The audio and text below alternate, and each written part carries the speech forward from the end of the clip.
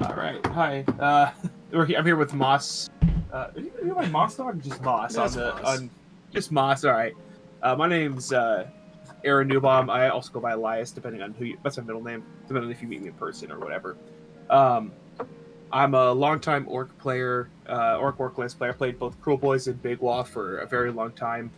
I've been playing Idneth lately, but I went back to Big Waff for LVO, and Moss asked me to kind of talk about some of my experiences and insights as to where it stands right now. Yeah, so let's have a look at this list that you brought. I got it up here on my thing.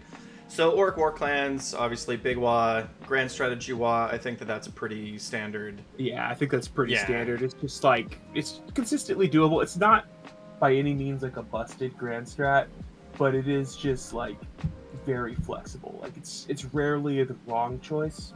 Yeah, Some people have like auto takes. It's not like that, but it's just good. and having like Ard Boys even help too, right? Because they're kind of they're a tanky unit, and it's pretty easy to get them on the other side of the table, right? Yeah, that was definitely one of the reasons why I have these Ard Boys in here. Yeah. Was because they'll last the end of the game, and eventually they'll just be in your zone.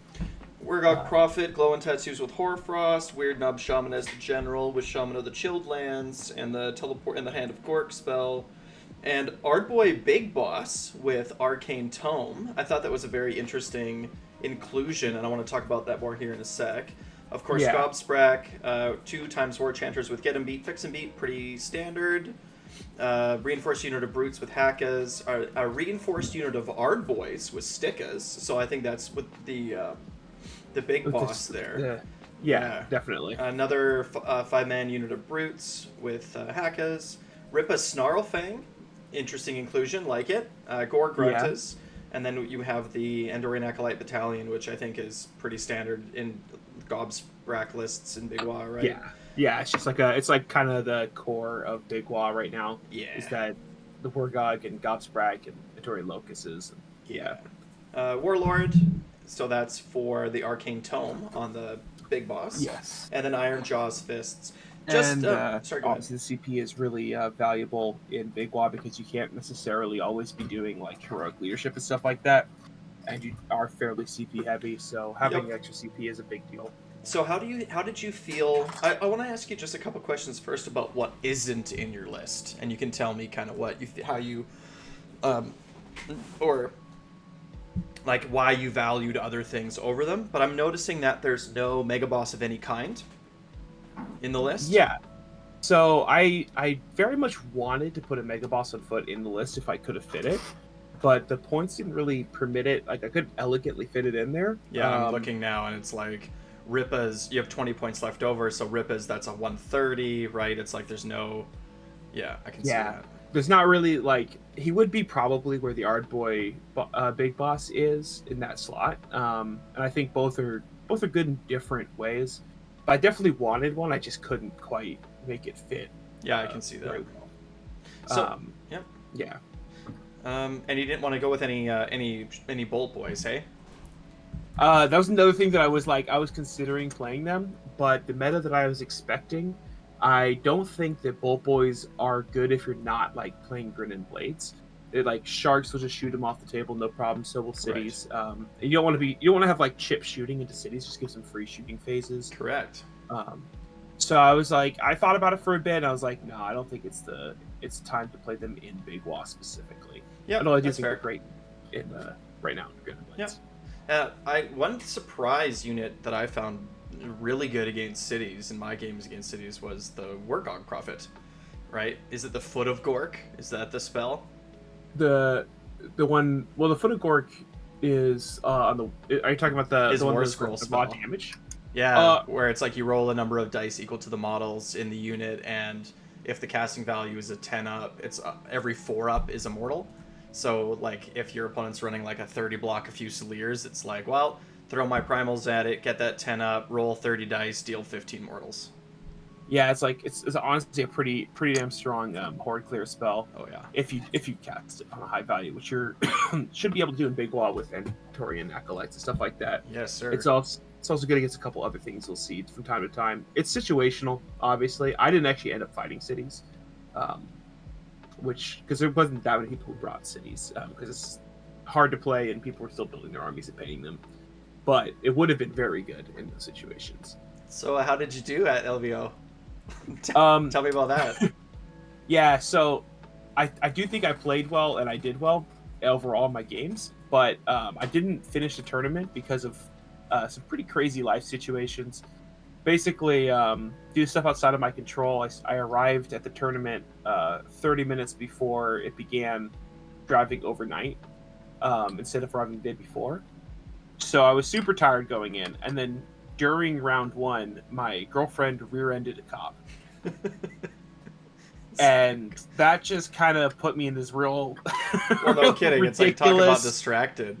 Yeah, distracted. My head was in the game, really. I was stressed out, exhausted. I tried to finish the tournament, but I just had too much shit on my plate, and probably should cuss, whatever. I had too much stuff on my plate, and I ended up dropping after the 4th round because I was just like, I can't really be playing at this level of event with this much going on. And I'm sure after, even I find that just playing in events in itself can be absolutely exhausting.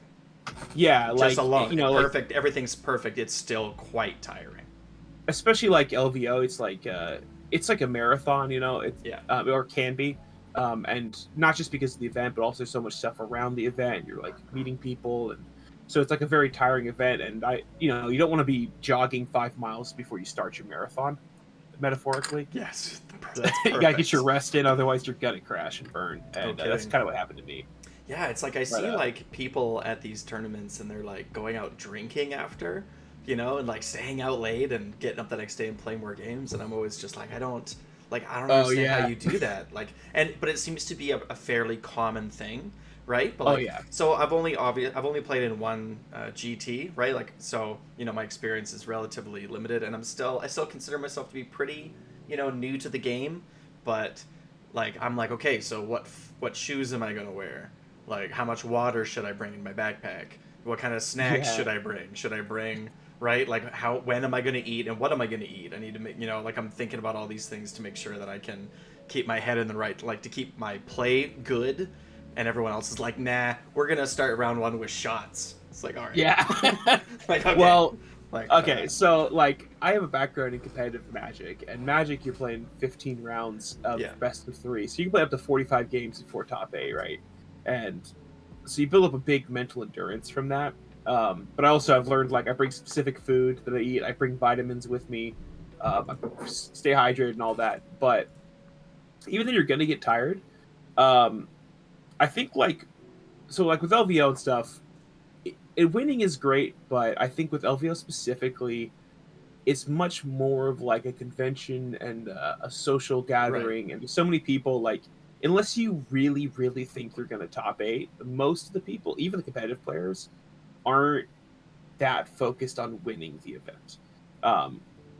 They hope to, of course. Sure. But I'd rather get to hang out with my people from around the world who I haven't, I get to see once a year. I was hanging out with AOS Coach and some other people like that, than miss that opportunity to give myself an edge. That's definitely a thing.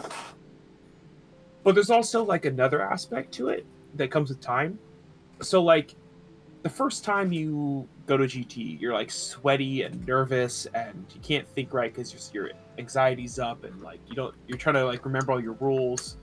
But your 5th time at a GT, just playing your games isn't very stressful. You know what you're doing, you know your army. Right. Maybe you fight a top player, you get nervous, right? Sure. 10 GTs, you're fine, and then you get on stream, and now you're nervous about that.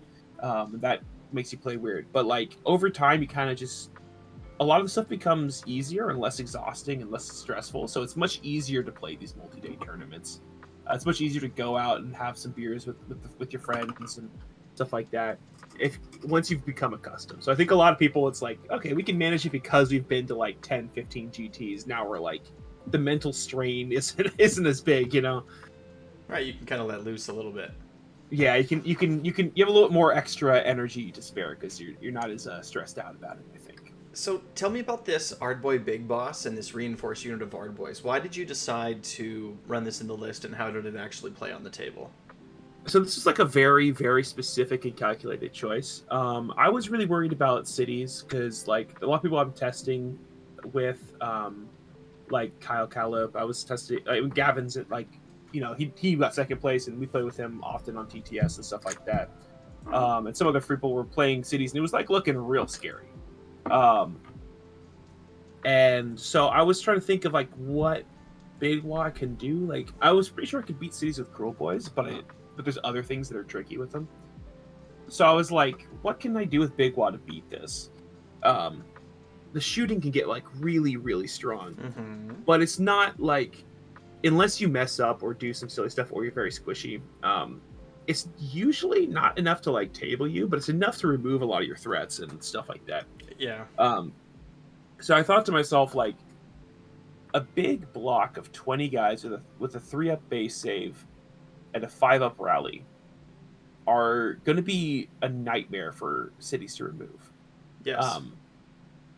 And they're also really good against like sharks. Similar thing. Like sharks, I don't think Big Wall likes to fight sharks. It's okay, but like, I was like, I want to make sure that I have the capacity to deal with this other like very popular top army. So it's basically me accepting that there's gonna be a lot of shooting in the meta, and I wanted an anti-shooting tech. But also there's a lot of like heavy grind. Like Corn is gonna try and grind for 5 turns. OBR is very grindy. So a lot of the top armies, you want to be able to fight for like 3 or 4 turns of just brawling and come out on top at the end. And is and the 20 man... Sorry, carry on. Yeah, 20 block Ard Boys is like the perfect fit for that job. Is the idea that you're going to retreat them out of combat sometimes and rally them, and then they're gonna charge back into the next turn, and you're just gonna have stickas up again?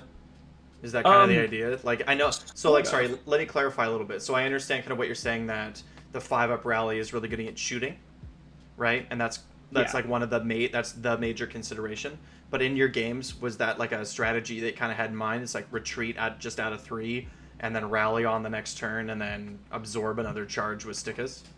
So that is like definitely an option, but that's not really the way that I was intending to go about it. Right. It didn't end up coming up because of some things, but basically like I have the Shaman of the Chilled Lands on my general who can Blizzard basically. So I can Blizzard or Hoarfrost as needed.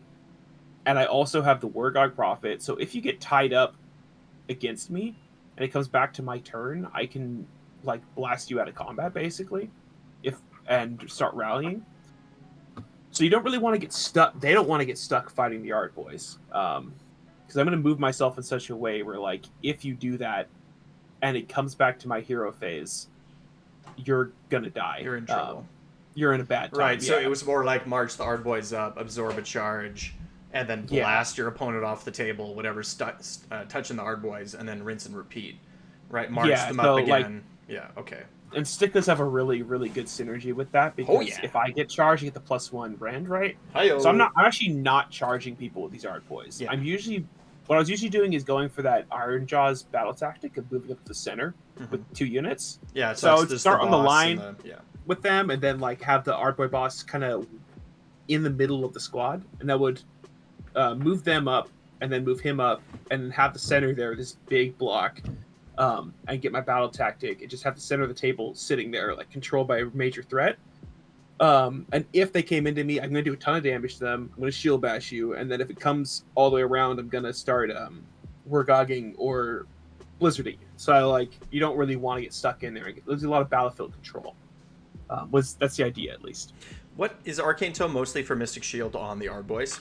Yeah, I was almost always putting it on the Ard Boys and just jamming them up the center to control space. It did end up not working out for me due to dice reasons, but the theory was rock solid. Like, it should have worked in certain situations. I just I did have the 20 Ard Boys get one shot by 20 more Tech Guard. Oh yeah, that was going to be one of my next questions. I actually want to get to that question after, but I wanted to ask about the other spells that you were casting. So what Hoarfrost? Like, we all know that Hoarfrost is fantastic for Gruntas. So I assume that you were, that's kind of like a thought in the back of your head all the time, like where Hoarfrost should go. But where else were you casting Hoarfrost? Like, where else was Hoarfrost good? I mean, it's pretty darn good on the Ard Boys. It's just strong. you can do it on the hit rolls or the rend, depending on how you want to do it. Because you're hitting on 4s base, so it's pretty meaningful to go up to 2s. It's on a lot of time I was putting on the 10 brutes. I was putting on the big choppa things to make him hit on 2s. Because hit on 4s base and just having a little bit extra consistency. But the idea is just it was sort of like, unlike some armies, I'm not really putting a lot of weight into the Hoarfrost because the Wargog Prophet, like, he's only casting sometimes. He's staring is lasering, right? Yeah. And like my general's also usually teleporting, but I have it for when I need it. Like for when I really need the extra rend, for when I really need the bonus damage somewhere, I can always have that in my pocket. And that's kind of the mentality I was taking with the wizards in this list. Yeah, I mean, Stikka's being charged with that 2 rend and then a Hoarfrost. Like if you're 2s to hit, 3s to wound with 2 rend, like. Yeah, and then with Violent Fury, right? Like, that profile is suddenly changing a lot. Yeah, and then the Ardboy boss makes their shield bash go to 5, so, like, they definitely punch above their weight class if you get the situation set up. They're super tanky, and then they hit real hard. Harder than people expect. Pretty cool. Which they did do in most of my games. So where did they... Like, when were Ardboys bad? When did they not feel very good? So, the one time when I fought an OBR player, Michael Rush, we fought before, and last time I played him, I rolled like 80% 6s and just blew him up with Cruel Boys. And then this time, basically the opposite happened. I charged into him, but I had Mystic Shield on my 20 Ardboys, and I charged onto some mystical terrain. I was like, I'm not going to die. It'll be fine. And then he killed like 16 of them with 20 Mortec Guard, because I rolled like 80% ones on the saves. Which is just like, that'll happen. I don't think that was a mark against the unit, though. No, like, fair. I think the unit, it was, dice happen sometimes. I think in every other game that I played, including my TTS test games and stuff like that, they were quite good. What wasn't as good is the Ardboy boss. For a very specific reason. If he had Totem, he'd be great. Having to be wholly within 12 to get that 5-up rally is really hard with a large melee block. Like, you're so limited in your movement choices that I couldn't afford to be aggressive with them, and like oftentimes I'd like pile in and then it'd be like 12.5 inches away with the farthest guy and just not be able to rally after I fought something. Stuff like that. I think the idea of him is good. It's just that like the actual practical application, I don't think I'd recommend him right now unless he gets like fact for Totem, or to be able to carry the artifacts. Like if he could get like Destroyer, then it'd be super nice because he's like that extra little threat there. Well, then in this list, it's like he just like if he has Destroyer instead of Arcane Tome, that's a significant buff. Yeah, it's like okay, now I have this guy who will just clap you if you don't pay attention. He's really hard to get. He's really hard for you to engage on, and he'll engage on you first because of the and then Ardboys. You're looking at Hoarfrost on him, right? So now it's like five dice, 2s and 2s. 2 rend, 3 rend, 5 damage. Like, you know, that's 25 damage coming at you on 2s and 2s, maybe 3 rend. Yeah, right. It could be like, could be 6 damage if you do the yes Violent Fury. So yeah, it's definitely like one of those surprise damage outputs if he could do that, but he can't right now because his keywords are just he needs keywords adjustments. The War Scroll's good, it's just keywords. So Totem, Mega Boss. Totem and Mega Boss, and that's all it would take for him to be fantastic. He would probably, to be honest, at that point, needing a points increase, I bet. Probably like 10 points. Yeah, maybe. 10 points, 20 points maybe. But yeah, sitting at 100, like it's like, wow, that's a lot of value, right? Yeah, but like as he stands right now at 100, he's like, he just doesn't work the way you want him to. He's worth his points if it was like, it's just clunky. It's just clunky. Sure. Yeah. How about Rippa Snarlfangs? Why did you choose to play those, and how did they play? They are super good. They basically, so I think to talk about Ripple Snarlfangs and some of these other choices that I've made, I want to like zoom out for a second. I'll zoom back in. So I want to talk about fundamentally what this list was designed to do. Let's hear it. And then they'll make a lot of sense. So this list is designed to get 5 battle tactics and a grand strat every game. That's the idea. I'm gonna score max points every game, and I'm gonna try and deny you like 2 or 3 battle tactics. It's not necessarily designed to table the opponent. It's not designed to do alpha strikes or crazy shenanigans. No, it's designed to win. Right? Exactly. It's designed to... So what tactics, just to sidebar a little bit, what 5 tactics are you generally going for? So, as I mentioned before, the Ard Boys, the Ard Boy boss can move up the center and get the 2 Iron Jaw units in the center of the table. Mm-hmm. That's... I can do that turn 1 very safely. And it's one of those ones where you do kind of want to do it turn 1, because it gets clunky later in the game. But Mystic Shielded Ard Boys just walk in the center, they're like, boom, we have the center table. It's got the one where Sneak Up, where the Cruel Boys could just... which is just Gobsprak. Within 3 inches of a terrain piece, not easy. So it's like, that's basically guaranteed. Well, and that's right? Like, with it, when it's only Gobsprak, it can just be any turn that you need a tactic. Exactly. It's not, you're just like, okay, like, Gobsprak's gonna do whatever, cast whatever, and then just fly over here, done. Yeah, and then you, like, obviously you have, like, Intimidate the Invaders, another basically free one. You're all over the table, and you're really good at magic, so your magical dominance is super easy. And then I have these multiple cavalry units. The pigs and the Rip of Snarlfangs can be surrounded and destroy. So it's like, it led to Maelstrom's also super easy in this list. There's just a lot of easy battle tactics. And unless you're like playing, unless you're getting tabled or playing kind of bad, you're pretty much going to get all 5 of your things. So what Rip of Snarlfangs is there to do is, number 1, get surround and destroy. Mm-hmm. It's very helpful with that. And number 2, it's there to deny my opponent's surround and destroy. So basically, Rip of Snarlfangs has a 6-inch, the good pile-in, where like you don't have to be in combat. Like, you pile in from 6 inches away. So I can auto-run them up the side of the table for a 18-inch move. Yeah. And then if I'm within 6 inches of you, I can just pile in and fight your little flanking unit. People will set up to try and get surrounded and destroy. And just remove your piece right there. And because they can definitely kill small units and small characters very easily.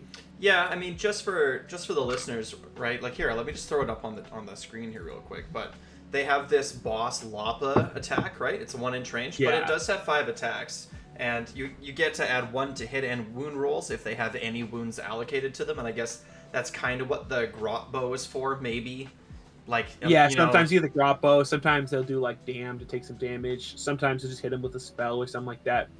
But like, there's 3 dog attacks at 2 damage, 5 boss level attacks at 2 damage, and some other chip damage there. So it's like, the dogs. It's a lot of damage. Yeah, the dogs seem to me like the only one that's like actually decent. The rest of them have no rend, right? But if it's 2s and 2, if it's 5 attacks, 2s and 2s, 1 rend, 2 damage, like you said, that's enough to take out little guys. Yeah, right. Like, and little trap units, little characters. Yeah, because like, it's just pile in. It's a fucking nightmare. Oh, sorry, probably shouldn't. It's a nightmare for certain players because like, I'm just kind of like charging a bunch of units and then just run behind the combat, and then I'm doing a bunch of fights and stuff like that, and then just pile them in and just kill your wizard. And you're like, oh. And they have a 24-inch threat range without having to charge. Exactly. For 1 command point. For 1 command point. So I'm just running up the table, removing their flanking unit, and then they can't get surrounded and destroy turn 1 or turn 2, really. So that makes them have to make like suboptimal choices the whole game, trying to get these battle tactics. Gobsprak makes magical dominance like an absolute nightmare. Absolute nightmare. Led to the Maelstrom is really hard against Big Wah because like I do a lot of damage, so staying in combat with me is like harder than it is against other armies. It's just like every battle tactic becomes difficult, and so I kept forcing people into doing like Intimidate the Invaders turn 1, which you never want to do unless you absolutely have to. And from the rest of the game, their whole battle plan is just messed up, and so like that's the idea of that unit, and it definitely did exactly that in all of my games. Well, except for one where I forgot to move them because I was too tired, and I just stood in the corner of the table the entire game. Whoops. Oopsie, that I forgot they're on the table. So am I looking at this right? Where Rippus has 3 models, and each of the the Slathering Jaws is the dog attack, right? So the boss Lapa is only 1 model, so it is just 5 dice. Yeah, but then you have 3 damage. You have 6 damage, 2 attacks from the dogs, and then 5 from him. So that's the total damage they can do is like nearly 20. Right. Um, But even which is just a lot for that. Yeah, for that point and for that movement, right? Yeah. They have no save and they have 9 wounds for the unit, which isn't bad, right? But Yeah, it's not bad. It's like it's fine, for what they're doing. They're definitely basically they have that job and they do a very good job of it. And I would recommend playing them if you are playing a scoring based list. They're not like a combat monster, but they have a lot of utility. I see it, and it's like you're just the boss is expected to do about 5 or like 4 to 5 damage. Yeah. So yeah, like that's exactly. like you said, it's like you're trying to take out like a backline wizard or some hero, some support hero. Like they're going to be quite good at that. I feel. Yeah, exactly, and they did that job consistently throughout the entire tournament, and proved to be an absolute hassle for everyone. Also, they're really good for messing up people's combat because when I activate, you activate, I activate, you activate, right? But they have a 6-inch pile in, so right. I don't have to. They're not going to get hit first, which is really nice. They're going to get to do nice. what they want to do without you having to make an opportunity cost somewhere else. Exactly. Yeah, and that's pretty cool. And I mean, this is when, like, I say this all the time, but it's all about having a plan. I feel like that's really core and fundamental to playing this game. You want to know what battle tactics you're doing, what spells you're going to be casting, and so looking at a list like this, and it's like, well, someone might be thinking like, well, Rip of Snarlfangs don't get a lot of damage, they don't do this, they don't do that. And it's like, yes, but what they do is they get you a battle tactic, and that's part of the plan. It's like everything in the list has its role, has its place, and it's more about like, is everything doing what it's supposed to be doing, and am I doing everything I want to do? Yeah. Exactly. And I think like you're saying, with having the plan, I think Big Wa is like probably the army that's like the most important with it. Is an army where you're thinking from the ground up. Like when you start building a list, you're thinking about how you're scoring, what your turns look like. It's definitely like you're not necessarily building combos and huge mega synergies as much as some armies. You're building like plans and like strategies into your. It's a little bit different. It's a really good, for newer players or medium, like middle aspiring players. It's a great army to like really up your game in that way, because it's so specific in that. Well, I said this last night, but for anyone trying to get into orcs, I recommend Big Wa as a starting list or as a starting army, right? Yeah. It's really good, right? For a hobbyist, you could pick any models you want and paint them. So you can paint all different kinds of things. You can even paint things in the Gloomspite Gits and include them in your army, right? And then for like a player that's learning, you can just like take different things and put them together and play them and see what works. So and it plays in all phases of the game. Plays during your opponent's turn and your turn. So there's like a huge amount of learning you can do in the army, but it's forgiving enough because of all the bonuses and stuff like that you're not like. It's not like, for example, Ideneth, where like yes, you will learn a lot, but you're gonna lose your first like 15 games. Yeah, or even Cruel Boys, where if you take some damage, the game can just spiral out of control for you. Yeah, it's a little bit. It's forgiving enough that little mistakes you can usually recover from. Yeah, but you will learn from them. So it's like it's a great army. I agree. It's like one of the. I agree. This is one of the best armies for starting players. Yeah, and when I was playing in my league and I would play against people. I'm like, hey, how familiar are you with Big Wa and orcs in general? They're like, oh, not really. Tell me about your army. It's like, well, everything in my army does damage. Everything does damage. Everything is going to hurt you. So don't think that like you can get into combat with something and it'll just be fine. Right? Like my little piddly battle line units are going to slap you really hard. Like way harder than you think. Yeah, and I usually, when with newer players, when I'm talking to them about, when I'm like at the table with my Big Wa, I do, like, there is a lot of stuff to explain in one sense, but I usually just tell them, like, my stuff gets a ton of bonuses as the game goes on. And I don't have to do anything. Like, I'm just going to keep stacking up bonuses. Yeah. It's going to sound like a lot, but if you want to look at them, you can look at them, but don't worry about the details too much. Like, yeah, it's like, I'll track it for you. Right, and then I tell people, round 3, I'm like, okay, so I'm +1 to cast, +1 to run, +1 to charge, +1 to hit, +1 to wound. Any questions? Yeah, exactly. Like table-wide, pretty much everything. Not my shooting, but everything else is. Like, it's a lot of individual things, but the idea is pretty easy for your opponent to grasp. Usually, it's like I'm getting buffed. Yeah, everything's getting buffed.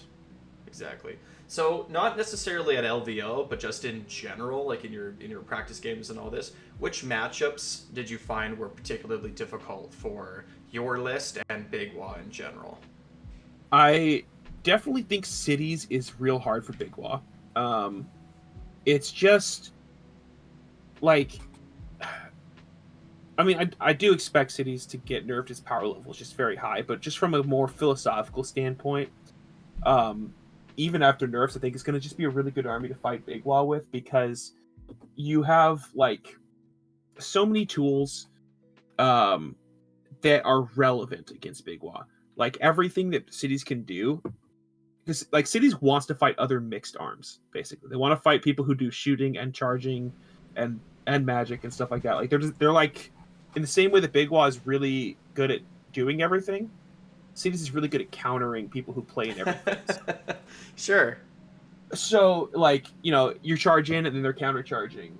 You shoot them, they're counter shooting. They have really good anti magic, just like you have really good magic. Their casting is also pretty good. And Command Corps. I mean, just Command Corps. Yeah, and you're already you're starved for CP a lot of time as Big Wa, and like them stopping your CP can be absolutely backbreaking. It's so brutal. Like, I don't think that. So I have this discussion with people sometimes about Geminids, right? And it's like, well, Geminids is good because it shuts down all out defense, and it shuts down inspiring presence. And I'm like, no, it shuts down mighty destroyers. That's why it's broken. It's not. That's why it's so good. It shuts down OBR. Like, it shuts down so many things in OBR. It's not the standard commands that you're concerned about. It's all the book-specific ones where it gets really good. Yeah, all those tricky ones, and like, oftentimes with Big Wa, you need it. Like you, it's not like, oh, nice to have. Like, you know, like alt defense is like a nice to have. Yeah, sure. Mighty Destroyers is like, when you're Mighty Destroyering, you need to be able to do that in that situation. Very Your often. whole game plan revolves around it, and not being able to do that can be. It's good, like you said, like they are good against everyone, but against the armies that are specific, like Big Wa and OBR and stuff like that, that stuff punches above its weight. Yeah, and so, there's like, a lot of them. So cities is rough. It's winnable. It's a rough one. I was worried about the Sharks list. IDeath has been my main army for a bit, and I don't think Sharks are like actually necessarily busted or anything, but it's really hard to get to grips with them with Big Wa. Most Big Wa armies can't take the amount of shooting because their saves aren't very good. My list is fine into it, but it was something I was concerned about going in, and in general. There's some other matchups that are like weird. Like Seraphon's just weird. I don't know. Yeah, like sure. Godstrike helps a lot, but it's just, that one's just tricky. You have to know how to play it. You really have to know like everything. You have to be able to accurately predict everything your opponent's going to be casting. Yeah, like it's tough. And just before we move on, just for folks at home that are listening, Command Corps, they have an ability called Dispatch Spies. So you can only use this ability while this unit has a Whisper Blade. Okay, so it's one of those. It's one of those, like, is it a warband or something? But it's one of those units that's got like 5 different models that all have different names that all do different things. Yeah. Did it come from? It's not made for AOS, right? Is it made for Underworlds or? No, for... it's made for AOS, but it's like the Gobapalooza for. Right. Sure. People call it the Human Palooza. Human Palooza. Like, yeah. The War Scroll's like 2 pages long. It is, yeah. But once per turn, when an enemy unit issues, so this is once per turn. Okay, so this is 10 times over the course of the game. Whenever an enemy unit issues a command, so anywhere on the board, there's no range, you can say that the Whisper Blade will do its thing. If you do so, roll a die. On a 4-up, the command is not received. The command ability still counts as being used, and the command point that was spent to issue that command is lost. So each time a command is issued, no more than 1 attempt to disrupt it can be made. So, but it's still like, so it, you know, if you have like a hero that uses a command and it gets countered on half of the time, right? Then that hero can no longer, that they've spent their command for that turn, right? And it's really good. The only thing that really gets around it is the mega boss is it Mighty Bellow? I can't remember exactly what it's called, but where they the multiple issue is because he does still count as having issued it, so it's like not completely canceled. Yeah, so like you lose one of the two, but you can because the so like let's say that I use a Mega Boss to use all-out defense on a unit of Ardboys or something, and the Command Corps rolls a 4-up and they cancel it, because the Mega Boss can issue the command again, and because the Ardboys have not received a command, because it says specifically that the command has not been received, you can use it again, and then you just get to do it twice. So Yeah. For Orc players out there, if you're looking at your local gaming store and someone's playing Command Corps and you're like, how am I going to beat this? It's like, well, that's one of the ways that you can beat it. Yeah, definitely. It helps like a little bit. That another reason why I wish I could have fit a Mega Boss in my list. I did, like I said, I didn't end up fighting cities at LVO, but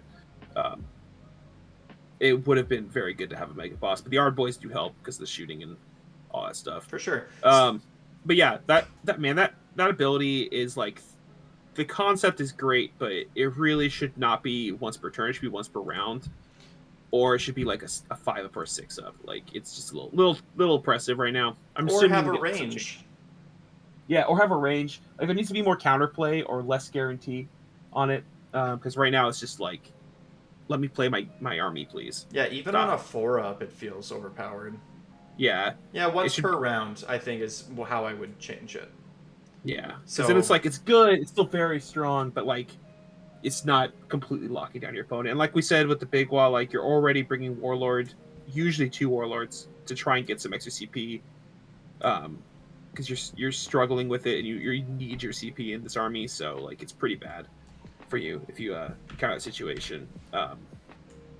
So if I was a more casual player, and I was going to my local game store to play, and there was a Seraphon, Cities player, or some other army that is a pretty good counter to Big Wa, and I got a chance to tailor my list in such a way to like bring a counter list to the table, because I get lots of messages in my Discord all the time that's like, hey, this weekend I'm playing such and such an army, what unit should I bring, what should I think? So how would you recommend to a more casual player at their local game store to tailor their list to beat these counter armies? Okay, so I have 2 things I'd like to say about that. Number one, that Big Wa is the like definition of this like meta art. Like, you can tune it to beat anything. There's nothing that Big Wa can't beat. So if you want to master the skill of tuning to the meta, and tuning to individual games is not necessarily like the same as tuning to a meta, because like, you can really hyper specifically do it. But yeah, you can. yeah, I would generally, if your goal is to grow as a competitive player, I would recommend not tailoring too hard into your individual opponents, because that can be not great for learning stuff, but it's still a very useful skill to develop and knowing how to do it. So like, if you're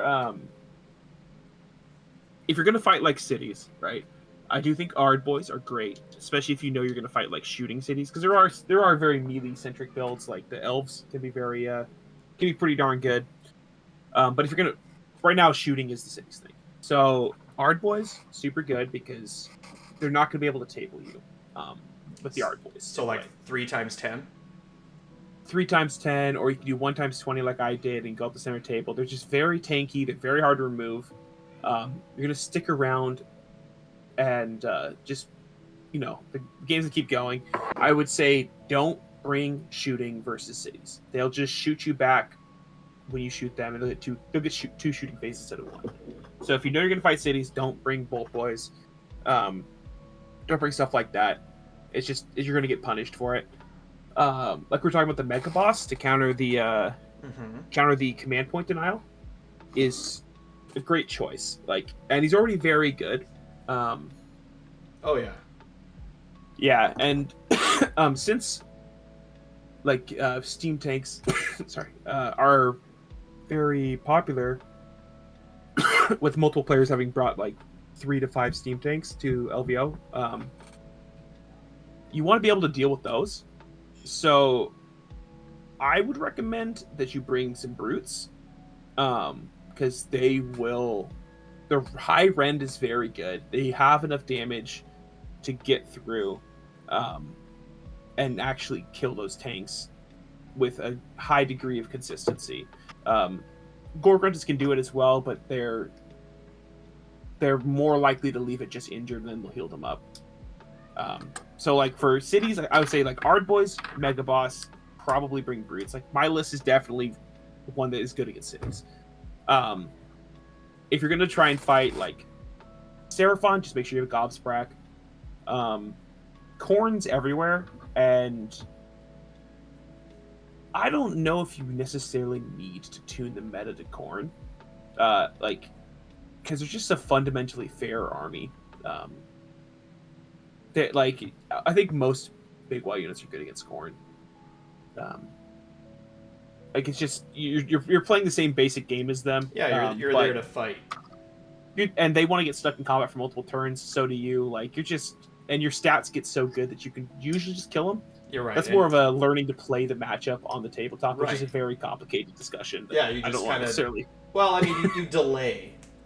Right. Yeah, like that's kind of. Don't fight turn 1 and 2 if you can help it. Yeah, that's a general idea for Big War, right? It's like, and that's why stickers are good. It's like I don't want to charge you. Yeah. So you come to me. I'll move 3.1 inches away from you and end my turn. Like I'm okay with that. Exactly. That's all. Like Corn is another reason why I brought the list I brought, because I knew there'd be a lot of Corn players, and there's a lot of Corn players. No, Corn's very like if I was gonna play a Chaos army right now, for sure it would be Corn. Yeah. Yeah. Big Wa I don't think necessarily has very many truly bad matchups. I guess Sharks is a big thing right now and a weird army. Tuning to the Sharks, like Gore Grunches are amazing against Sharks. Ardboys are solid against them. You just don't. You can win on points.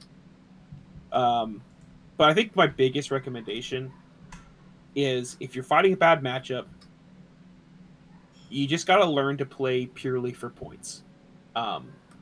Just win the game. Like it sounds silly to say it like that. Sure, but I think that's a point that a lot of people don't understand when they are relatively new to Age of Sigmar, because I for sure felt this exact same way.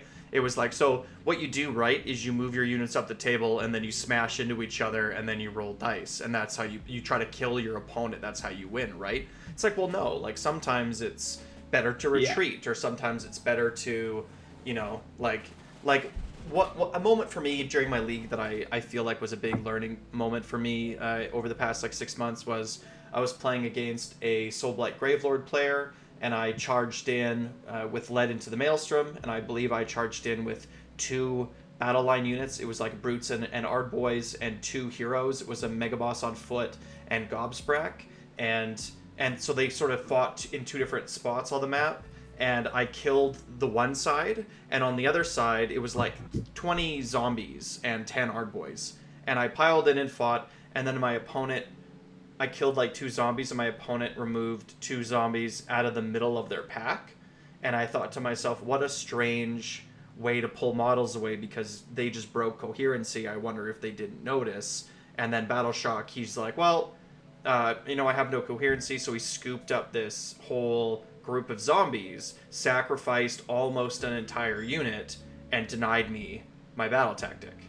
And I was like, right, that is such a good move. And a newer player would not think to sacrifice a whole unit. And the way that they did it, to me, was such an S tier play. I'm like, I learned a lot. Thanks, Daryl. Yeah. Thanks for the lesson, Daryl. Right? Nothing better than getting like horribly outplayed and being like, oh, wow, okay, right, that was real smart. But you have to get outplayed to be able to outplay later. Things. Yeah, exactly. Because you're not gonna even if I sit here and tell my audience, let's say, about that story and that tactic, people aren't gonna remember it until it happens to them on the table, right? You have to take that L before you remember that that's a thing, right? So my directly related to this, my round 2 opponent, Taryn Burke, he was on Corn. I did beat him at LVO, but he's my friend, and we were testing 4 LVO together, because we knew there'd be a lot of Big Wall, we knew there'd be a lot of Corn, and we were playing on the map for round 2 for our test games, which is hilarious because we paired into each other round 2. And we basically spent like 5 rounds of testing, just explaining to each other how to beat each other's armies. Right. And the mistakes we were making on the table. Like he would like punish me for something, and they'd be like, you should have this instead because my army does this right here. And I'm like, that makes sense. The same back and forth, right? Then we fought. I lost our testing game, right? And then we fought round 2, and I beat him on that because he showed me those outplays, right? Right. And I was like, oh, right, What that a guy. makes sense. And then we happened to match on that exact mission.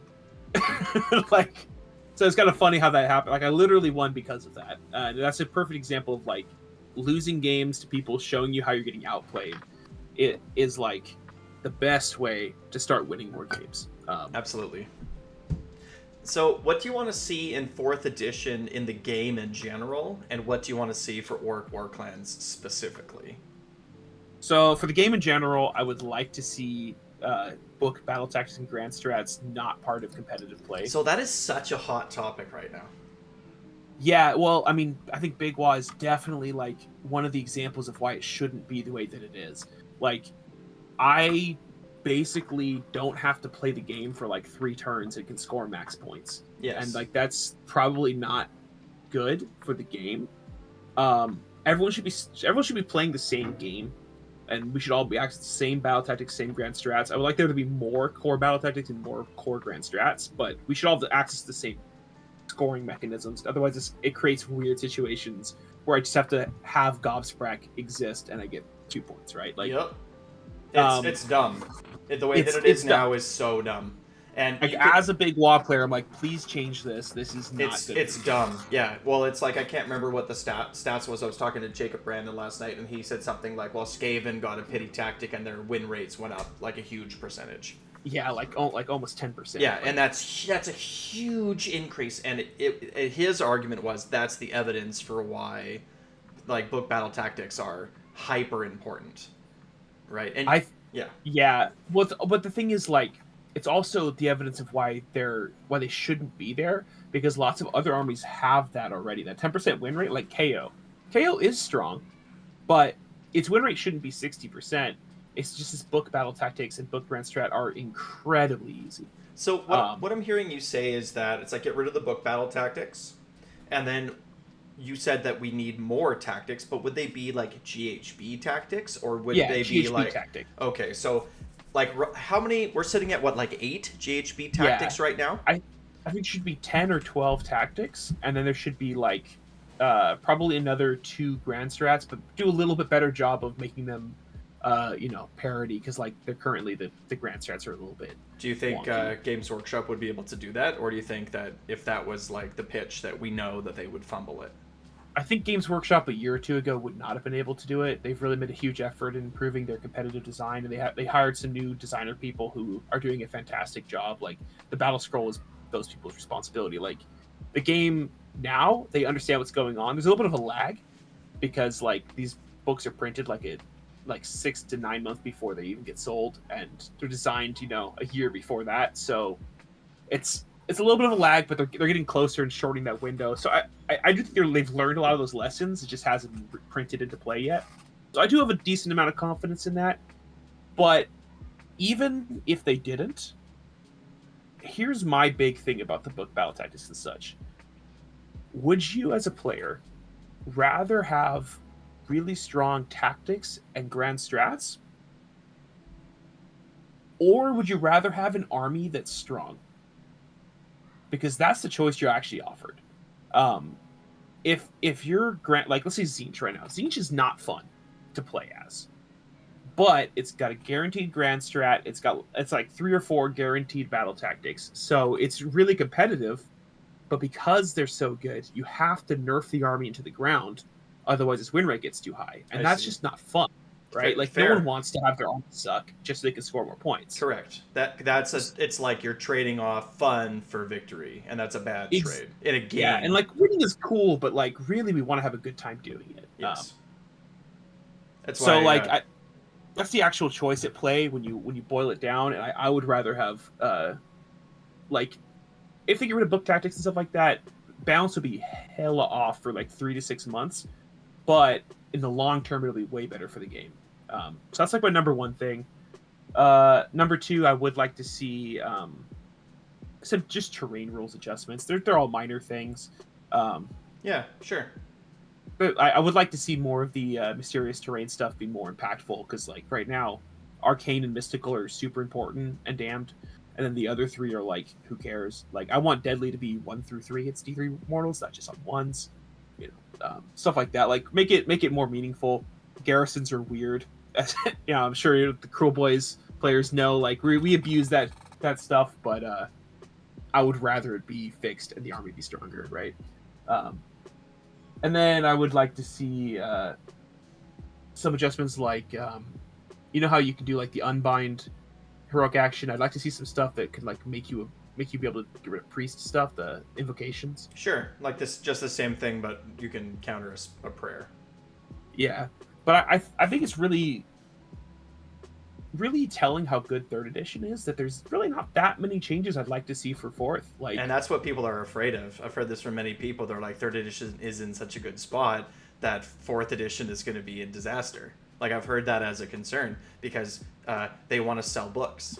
So people have been sort of saying like, well, GW is going to make some significant changes to incentivize you to pick up the new book. Yeah, and people are afraid, right? It's like, don't fix it if it ain't broken, and GW's like, hold my beer. Yeah, I could definitely see that anxiety and stuff like that.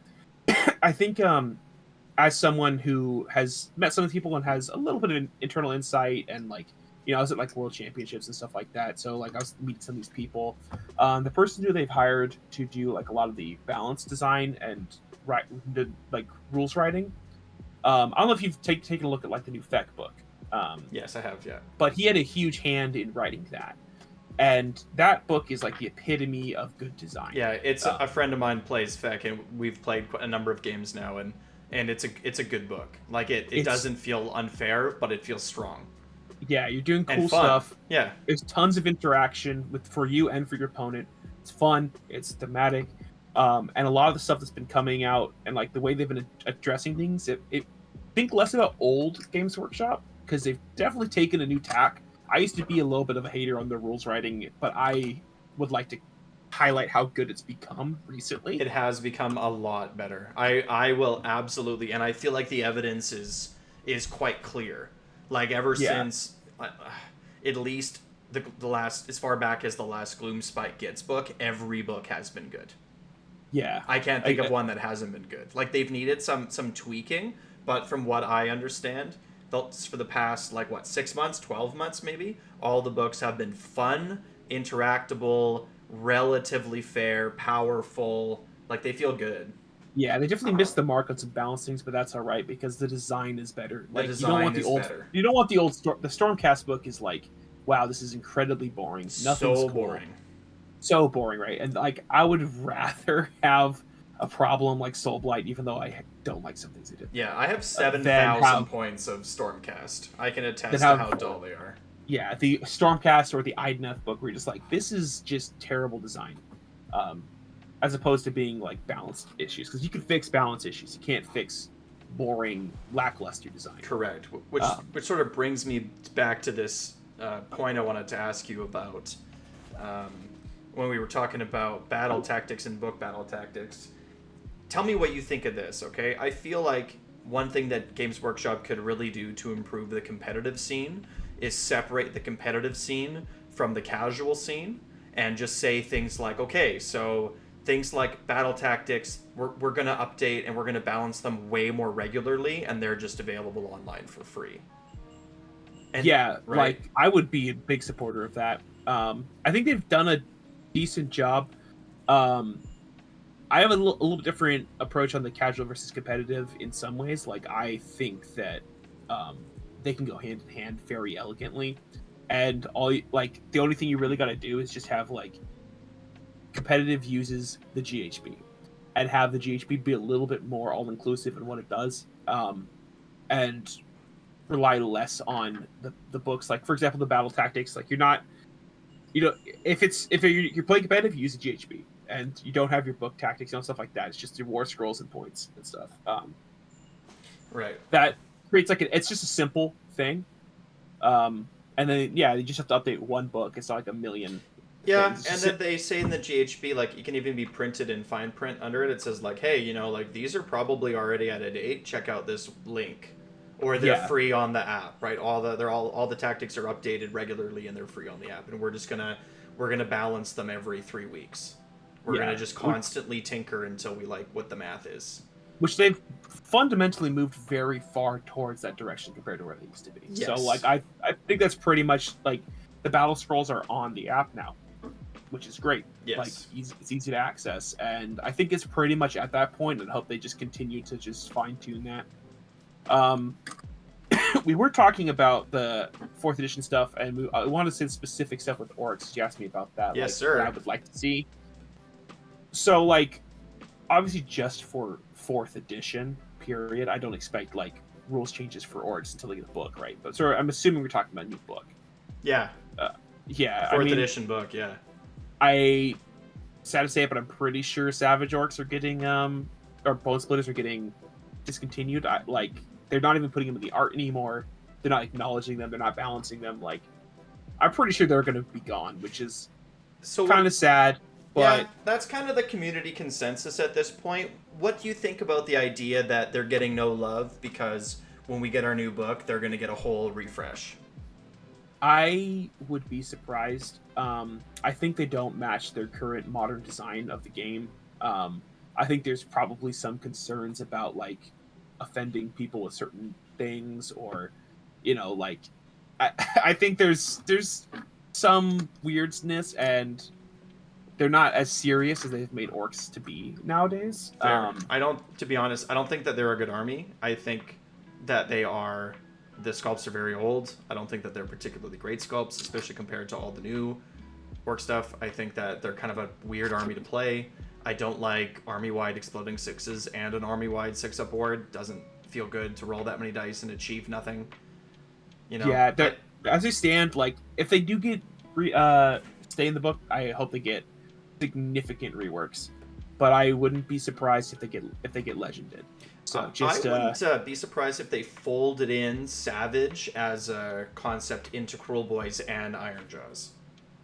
That also could be a thing, for right? Sure. Like, it's like stop separating them. Yeah, so it's like, for example, the Wurgog Prophet gets because I don't want to lose the Wurgog Prophet because I love the Wurgog Prophet. Right? He's like the most fun unit ever. So fun.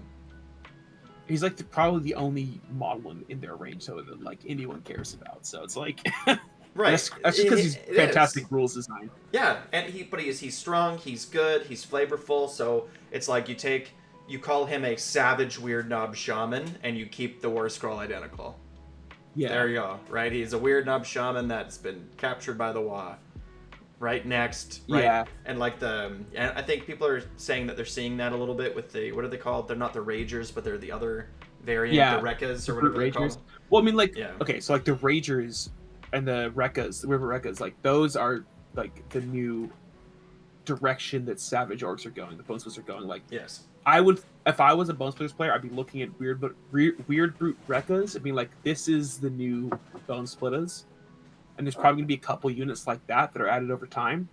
You can still get that feel, but I would assume I'm just being real about it. Like I don't think they're gonna stick around. They might make it to the 4th edition book, but I would assume otherwise until further notice. Yeah, they're just going to the old world, right? Yeah, just go to the old world probably. I think like Iron Jaws is honestly fantastic. Like there's lots of little things that I would like to see in Iron Jaws, but they're pretty minor. Like yep, I agree. Book, like the book is really well designed. I would like to see the Choppas just say non-mounted orcs instead of specifically brutes and Ardboys. You can hit the characters, little things like that. I think that with the biggest change, the simplest change that I think would have the biggest impact in Iron Jaws is the Wa isn't +1 to charge. It's you can run and charge. That would also be great. Yes. Do you know how easy that would be to fix the big pigs? Oh my lord! Suddenly big pigs are good. All of a sudden, and it makes the foot infantry because +1 to charge is really relevant for your pigs, not as relevant for the foot infantry because they're just not fast enough anyway. Exactly. And so being able to run and charge, that's a great call out. I like that a lot. Yeah, and being able to run and charge. Think about this: you got two units of brutes and some Ardboys or whatever. Your Maw Crushers like Mighty Destroyers. Everyone's gonna move, and then we're gonna run 3 units. They're all gonna run 6, right? So you're looking at, what is that? That's Extra 10 inches of movement 14 right there. inches, right? Yeah. You just moved a 4-inch unit 14 inches, and then you call your wah. It's like, okay, 3 units just moved 14, and now we're charging, and we have get 'em beat too, right? So it's like we're coming, and the big pigs are good. That's a very small change that would make a big difference, I feel. Honestly, and I think like changing the timing on it, this is actually bad for Iron Jaw players, but I think it's more thematic and better for the game would be to move to like hero phase for calling the wall. Like, I'm calling the wall this turn because you're gonna have run and charge and all that sort of stuff. Sure. And just gonna go for it. If it doesn't work, it doesn't work. It's very orky. Yeah, but yeah, Iron Jaws don't need a lot of love to be like an A-tier army, I feel. Yeah, I agree. Like they're a well designed army, fundamentally, and they're fun. I would like Bruce to get 3-up save. Bruce should have a 3-up save. Well, I think that everyone sort of thinks that the save profile of all of the orcs should all get bumped up 1. Yeah, for most things. Yeah, Iron Jaws should be 3s. Cruel Boy should be 4s. If the new supplements anything to go by, like they probably will be. Hopefully. The Cruel Boys is the one that needs like a lot of changes at a fundamental level. But like I personally would like to see them how did I put this? Like I did my own little like rework of them. Oh, I'd love to see it. And a lot of what I was doing with them was like giving them more shenanigans and less like. So, for example, Gut Rippa's I changed it from having the Mice One to hit ability to instead they're like you could basically like deny command points and like you can't like do commands when you're like fighting because you get scared. So you can't reroll charges. If you're within 12 inches, you can't like do certain things if you can pass your bravery check. I made them so they have like some bonuses to redeploys, and some like being able to pile away from things, and like just like lots of a little more shenanigans, a little bit less just bursting people with damage, because I think their identity really should be more tricksy than it currently is. And I would like to see like the dirty tricks go from 3 4-ups to D3 of them. And some small reworks that can make more of them more impactful. I'd like to see some restrictions removed. Like command traits, for example. Yeah. Being able to take a Swamp Call a Shaman and Super Sneaky, that'd be nice. Yeah, maybe I'll send you my my redesign thing. I was gonna say we should sit down one day and we should make a video about it. You should go over all the changes that you're thinking and. Like, I personally am of the opinion that when you put ideas out there, it just breeds more good ideas. Yeah, right? Absolutely. That was the whole point of it. I was like, I just want to put some of my thoughts about like where Cruel Boys should be in my mind. Yes, and then do it early, right? Like, you probably didn't, but did you see? I made a video about that. I reworked Cruel Boys and went through it in a video, right? I did not. I did not see that. It's like I find that videos that I make like that aren't very popular. People don't really care what I think, right? It's like, hey, check out this unit I created. Like, those videos don't do very well. News videos do really well. You know, like, new units come out. So it's like, I, like, during, when that new the new Iron Jaws book came out, and I made a bunch of, like, reviews about all the stuff. Like, those videos are really popular. People like news. But it'd be really fun to do that, to sit down and, like, comb through your Cruel Boys rework and see. And you should check out my video, and then maybe we can sort of have a discussion about like, you know, what we think about each other's stuff, and that'd be pretty cool. That'd be a fun thing to do, I think. Yeah, that'd be awesome. I definitely would be interested in doing that. I will check out your thing. People probably, just being real about, people probably didn't look at your stuff as much, just because like I think people care about the thoughts of like someone who has some sort of record. Sure. Like, oh yeah. Even though it doesn't necessarily mean you have good opinions, right? But like people are right. No, there's a big difference between some guy who lives at the end of the world, way up in the frozen north, who's been to 1 GT, and someone who's going like 6-1, or someone who's, you know, gone 5-0 at GTs for sure. 100%. Yeah. But I'll definitely check those out, and I'll send you mine if I can. Yeah, it'll be good. It'll be a good time. Yeah. Yeah, that's cool. Cool, man. Well, was there anything else you wanted to add about anything that you wanted to touch on that you didn't about LVO or about Fourth Ed or about the book or your like? What do you think? Anything else you wanted to throw out there? Let me think. Probably. Probably. I mean, there's always something that we forget. Yeah. Right? I mean, like, I just some general things. I guess for one, I'm going to shout out myself because I'm about to start making content myself for my for videos. Nice. They're going to be very short videos, but I'll be posting them up once I've got some finished. I've got like a lot of half finished stuff right now, but they're going to be short videos that give like, I don't know if you see my article series in Wohammer. Yes. So they're going to be basically kind of like that. They're little like 1 minute, 2 minute videos that demonstrate how to do a specific type of thing in the game. Fantastic. And I'll be posting those around. Nothing's up yet, but I just want to kind of like put it out there, like you said, like this is going to be a thing coming up. Well, for those that are listening, in the description below, when Aaron does get his stuff uploaded, you'll see a link to it in the description down below. So check it out. So whenever you get some stuff, like whenever you have a link or whatever, send it to me and I'll put it in the description of this video here. I definitely will do. Yeah. That's my only like big thing. I guess like just keep orking. Stay green. Stay green. I like it. Cool, man. Well, thanks again for taking the time. I appreciate it, and we're gonna do more here in the future. But I'm getting toddler aggro, so I gotta go. So all right, thanks for having me. Have a nice day. Dude. Yeah, take care. Be sure to check out Aaron's content. It's gonna be really good. Like, subscribe. Wah.